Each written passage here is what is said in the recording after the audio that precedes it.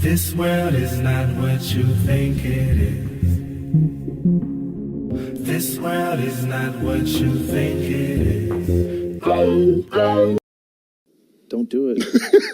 I don't trust your science. Okay, your objective truth. 64% of what? Of millennials are not, or only 64% are convinced that the world is a ball. The world is a circle. That the world is a, what is it, a spheroid? Is that what it's called? Oblique. I mean, I'd like to see how that question spheroid? was asked. Exactly. Yeah. Because if they know that we are oblate, and the thing is asking, is Earth a ball? They'll say, no, we're an oblate ball.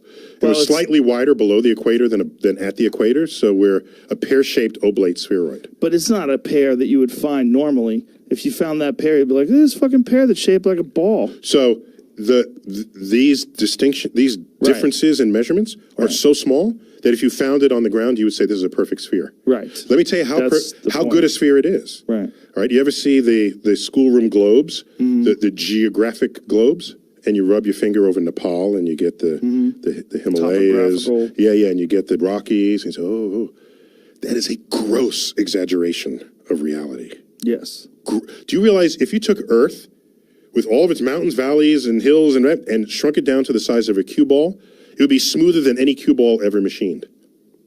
Yes. Think about it. What? Think about this. Joe. Really? Joe, chill. Listen to me. You ready? Okay? Do you know the deepest part of Earth's crust?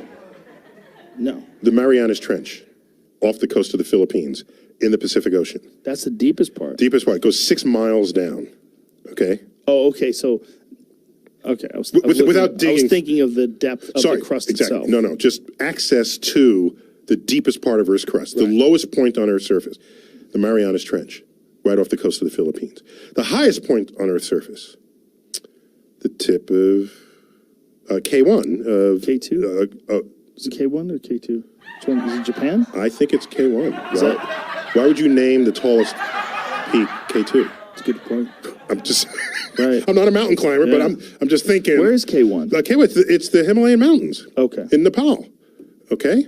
Isn't it in Nepal? I think it is. Yeah. Yeah. Okay. So now, let's say, how high up is that? It was 28,000 feet. So it's like 5 miles up.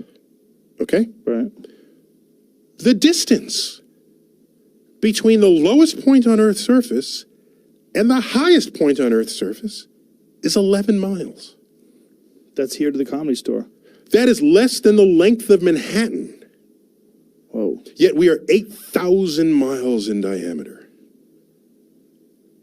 And those 2 points are very far separated from one another. If you were a cosmic giant and you came up to Earth and you rubbed your finger over Earth's surface, it would feel as smooth as a cue ball to you. Wow.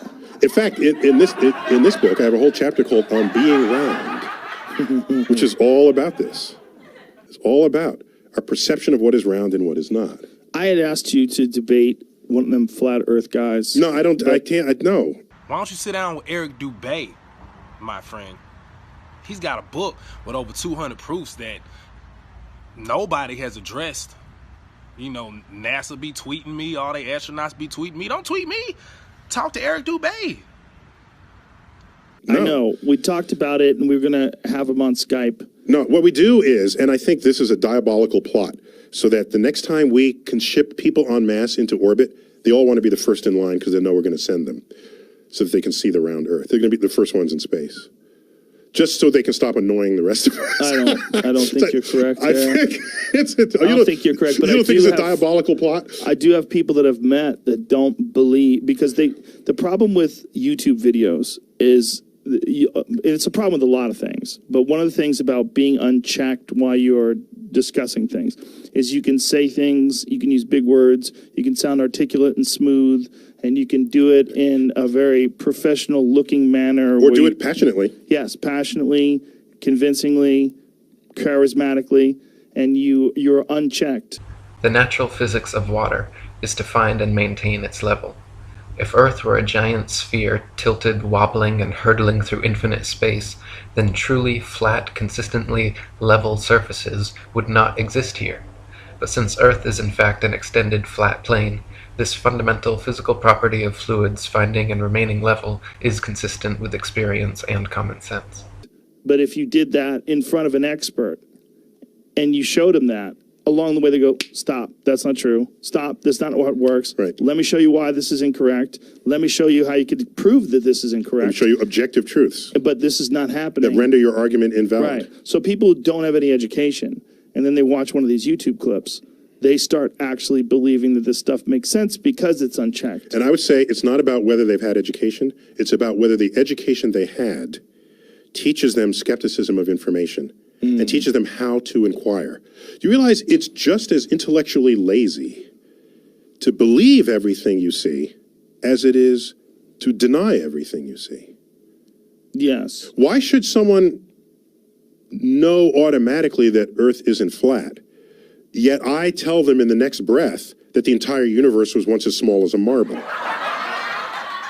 Right? Both of those sound equally preposterous, except one has evidence to back it and the other does not, and very strong scientific, theoretical, and experimental underpinnings. So when you are trained to inquire, you don't either believe everything outright or reject everything outright. You're trained to ask questions. You're trained to probe deeper than the layer of information that comes to you. That's what should be taught in school, and it's not. They give you a book and say, learn this. Yeah. And you'll get tested on it. And then when you're done, learn this. Well, isn't also there's a problem with being inexorably connected to your first belief. To your, when you have an idea and it's in your head, it's very difficult for people to shake that idea, and they start arguing that idea becomes a part of their identity. And they dig their heels in deeper Yes. when an opposing view is presented because to them. they connect themselves to these ideas. Right. It is who they are. Right, right. And so I try not to base my character profile on something that is not yet verified as objective truth. That's a very good thing to do.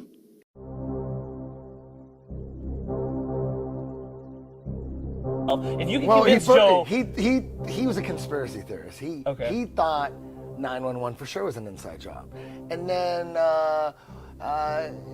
he started to get more on the fence about everything. right. You know what And I so mean? you're trying to bring him back over. He's to not the a dark conspiracy side. theorist, obviously, and but he's not a total skeptic either. Some people would call him a conspiracy theorist just based on the moon. He didn't at least formally didn't believe in the moon landings. He talked to Neil deGrasse Tyson though. I don't know if Neil changed his mind. Maybe The epigram on that is the universe is under no obligation to make sense to you. Here it is.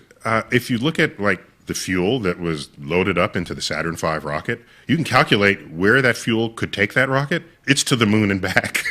So they're not going to the Piggly Wiggly, right? Yeah. In the Saturn V. No, I'm a retard. Listen, if anybody has any real sense, they would look at it and say, "There's no way that was a hoax. There's no way. There's no way that was a hoax. There's no way.